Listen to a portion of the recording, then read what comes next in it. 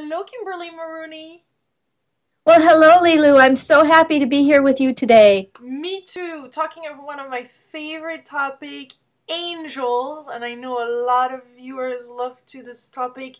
I heard about you for the first time a few days ago through Cock that uses your card, your beautiful, amazing angel cards that I'm also gonna get because I think they're absolutely wonderful and very authentic. And there's this authenticity about you. You have written many books. You're really recognized in this field, and so it's such a privilege and an honor to be interviewing you today. Thank you. Oh, thank you. I'm so pleased to be here with you. Cool. So we're going to talk about soul purpose and how angels can help us to discover our soul purpose. Where shall we start? Well, sometimes our soul purpose comes in a big, giant epiphany. It was like that for me. Okay. I was almost dead. I was very sick. I was in excruciating pain, and I was literally on my knees begging God to just take me. I remember my prayer. I was begging God, take me now. I don't even care what that means. I'd pretty much let go of everything. I was ready to die, and I knew that my separate will was killing me. And so in my prayer, I just gave up everything, and I just begged God, please take me right now. I don't even care what that means. The outcome is immaterial. As long as you're holding me in love, that's all that matters to me. And that prayer was so deep and so sincere that the ceiling disappeared in my living room, and the heavenly host descended to hold me in an embrace of love that was like nothing I had known up to that point. It was kind of like one of those beautiful Doré sketches with the millions of angels circling down. Cool. Only they ended up holding me. And it was so amazing because, with human beings, we can really just hold one person at a time. We can do a group hug, but we're really limited in our ability to connect with people. So we can just focus on one person. We can love one person at a time. We can hold one person at a time. We can look into one person's eyes at a time. But with these angels, it was completely different because here there were millions of them. And I felt like I was in an intimate embrace simultaneously with every single one of them. And so in this embrace of love, I just wept. All of my pain disappeared, all of my concerns and stresses and worries disappeared, and I was in this most exquisite state of bliss and rapture in this embrace. And they asked me to create a bridge to spirit, which then became angel blessings cards that you and Coke were using the other day.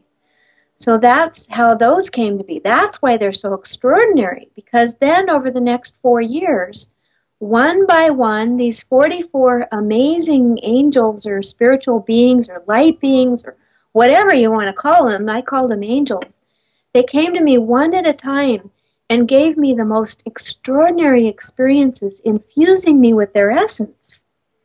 So I was left with this blessing, this benediction of being infused with these 44 essences of these beautiful angelic beings. And then it was my job to figure out how to create this bridge to spirit so that other people could experience this too. And so that's what became Angel Blessings. I didn't even know what it was to start with, but I was seeing visions. So I thought, well, I'm seeing visions, we have to have pictures. Yeah. And so that's how we ended up with the cards. I found pictures that when you look at the picture, it feels the same way as when I was seeing this angel. So for you, it was clearly angels that were coming from this desperate moment. Yes. Nothing else. I mean, nothing else. You were. They had wings. Or you're talking of a glow. So They didn't really have wings, but they didn't really have bodies. But they were a clear, distinct presence that was kind of like a body that was radiant. And you could say that this beautiful giant radiance was like wings. But they were enormous. They weren't human sized. They were enormous, and there were literally millions of them. But do So, we really have to go through those really deep, painful experiences to find our life purpose? no. Okay, that's a good But news. some of us do. Some of us do. You know, in my case, in that instance, I had this monstrous epiphany that was able to come out of just desperate desire and prayer. And I'm giving this illustration because there are many people out there now who are feeling this desperation. And I want them to know that while it feels horrible, it's actually good because it's so intense that we can focus the intensity of that desperation into a prayer and just beg. And when we do that, when we put our whole entire being into that prayer and begging, then it cracks something way open inside of us. It makes a huge opening in our being, in our emotional body, in our mental body, in our physical body, so that we can have these big epiphanies. Now, they can happen at other times in life. We don't have to be desperate. And I've had so many different experiences. For many of us, it just comes as a quiet knowing. And that's how the angel ministry was for me. The angel ministry just kind of oozed in over a period of time as a quiet knowing that this was what I needed to do. It was my next step. But the vision that came in with it was so huge that I was afraid of it. And I actually ran for it for a couple of years.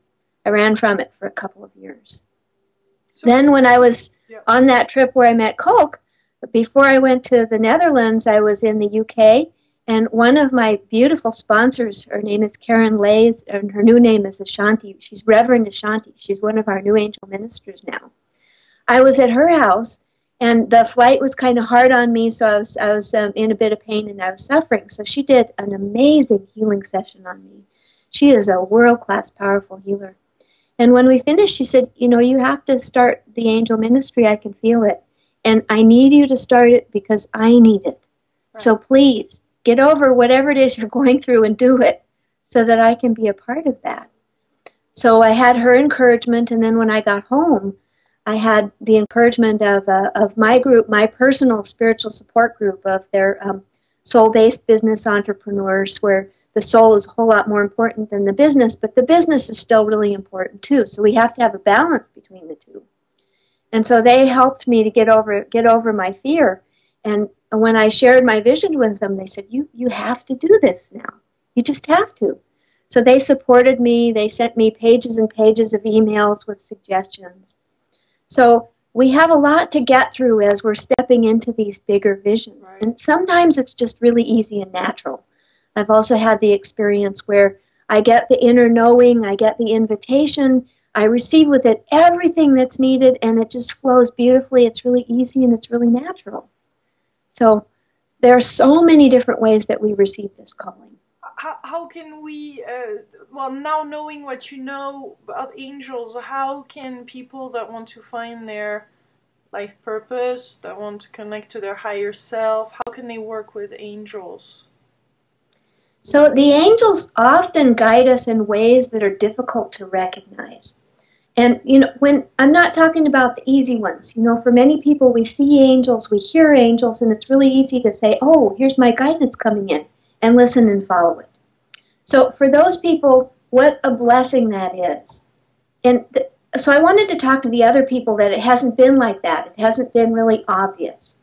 And I want to help you to recognize some things that might be happening in your life as actually the guidance from your angels. Because when I discovered these topics, I was shocked that this was my soul and my angels' guidance. And the first one that shocked me was depression. Would you imagine that depression is our soul and our angel guidance? No. No. Well, there you go. For many of us who are on a spiritual path, for many of us who are awakening and evolving, I've met many people who are really severely depressed. And when I pry in there, you know, when I try to pry open the layers of that depression, and we go down and see, well, what is it really? What is making you sad or lonely or feeling this despair or this depression? And when you get to the bottom of it, it's really the soul's deepest longing for divine love. And when we can use, again, when we can use the intensity of those feelings of depression to create an opening with our desire, then that depression can almost instantly transform into the most ecstatic experiences of love. And it's in that moment where we can feel that personal embrace of our angels who are guiding us, of our guardian angel who's with us always, with her wings and her arms wrapped around us, of our teams of angels. You know, we all have teams of angels who are trying to guide us to our soul destiny. And when we can discover that these deep feelings of sadness and loneliness and despair are actually our soul and our angels saying, come this way, the love's over here. It's deep within, it's not out there somewhere. It's deep within where you're feeling that despair. Then it can transform very quickly into the most astonishing experiences of love and empowerment. So their mission is bring love on the planet? Yes, and to bring love in surprising ways, to bring love where there's pain and despair. So really we can heal with angels? Yes. Can we use the cards? I mean, what are the tools to heal with angels? Well, one of the simplest ways to discover who's helping with you is through some kind of angel cards. Yeah. And of course, I love mine best. These are my angel blessings cards. They feel good. I had them in my hand. They're big, but they're real. They are big. They're substantial. Doreen Virtues. I've been using Doreen Virtues, but I have to say yours have this. They're not glowy. I mean, they have a glow, but they're authentic. They're rustic. They're deep. They're deep, yeah. They're deep. I was looking for pictures that when you look at the picture, you can feel the essence of the angels. And can you show us some of them and what they represent for you? Here's one. This is Galgo, the angel of vibration. This is one of my favorite, and this is my one living artist in the bunch. This is Jack Chalatane from the UK painted this beautiful portrait of these two beings, the masculine and the feminine, entwined in a divine embrace that's truly wonderful. And so when you feel that connection, that union, that ecstasy of the male and the female coming into balance in a very personal love. And that's the vibration of the essence of love. And let me see some of my other So things. this one represents an archangel or an angel, or it's a message? No, this is Galgo, the angel of vibration. Okay. And so Galgo brings us the vibration of divinity that comes through us. Have you felt spirit as a vibration passing through your body? Or as waves of energy or torrents of energy? I love when that happens. Yeah. Another one of my favorites is this one. This is Shekinah, the angel of unity, and Coke was just talking about this one yesterday. I love the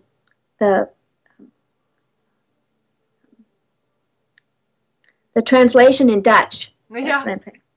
The translation in Dutch, I was just watching this yesterday, and it's something like, we call it unity, but they said something like coming into the realness inside yourself in union or something like that. It was beautiful. And that's what exactly this is. I love it because there's that big being, that's our true being. And many of us literally come in through the angel line like that, and that little puppet is our personality, it's us. So that would be like Liu or Kimberly. That's how I see this. And ideally, the purpose of this angel, Shekinah, the angel of unity, is to bring us back to the awareness that this little being here is just a small part of the whole picture. That there's our soul, there's our true being, there's our presence that's in heaven, that's calling us home. So this one, I like this one. This is from I think a 14th century Spanish painter. So I tried to find paintings that when you look at it, you feel that essence. More! So I want to see more. They're beautiful. Well, my angel blessings cards aren't available right now. They're out of print. Although there may still be some left in French. I'm not sure about that. but for the most part, they're out of print globally. And the good news is that Angel Blessings is coming back in the fall in a new edition. And so it's available on Amazon now in the U.S. You can pre-order, so I'm hoping that it's going to be available. My publisher doesn't tell me much, so I don't know where else, but I'm hoping it'll be available in French and Dutch and German and all over the place again. Cool. But what is available right now is my other favorite, my Angel Love cards, and they look like this. What is the intention behind that? Those cards? This is another group of angels that came forward. I was traveling around the world. I was doing sessions with people and doing workshops. And every single person for about a year who came to me said, I need more love in my life.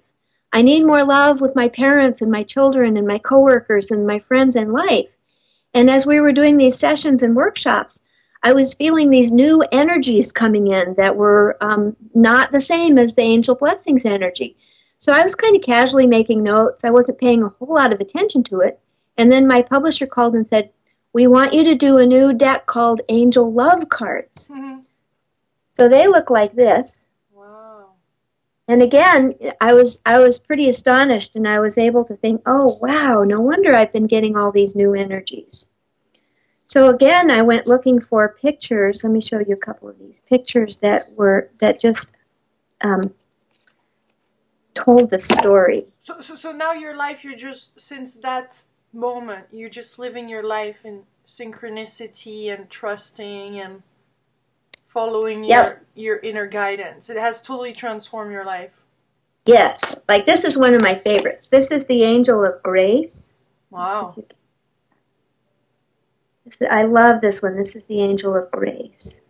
And grace comes to us bringing us really the essence, taking us into what you were just describing, taking us into experiences of illumination with divinity. And now let's see. Oh, this is another one of my favorites. This is the Angel of Desire. Our desire is so important. And this beautiful being shows us how to do it. She's on her knees. She's looking up to the heavens with her hands raised. Our desire is such an important part. If you want to connect with angels, your desire will do it. You just want them, and they'll come to you. But I have a question regarding that, because I really love angels, and I've been working with angel cards, but I'm afraid of seeing them. I'm scared, and I'm sure I'm not the only one.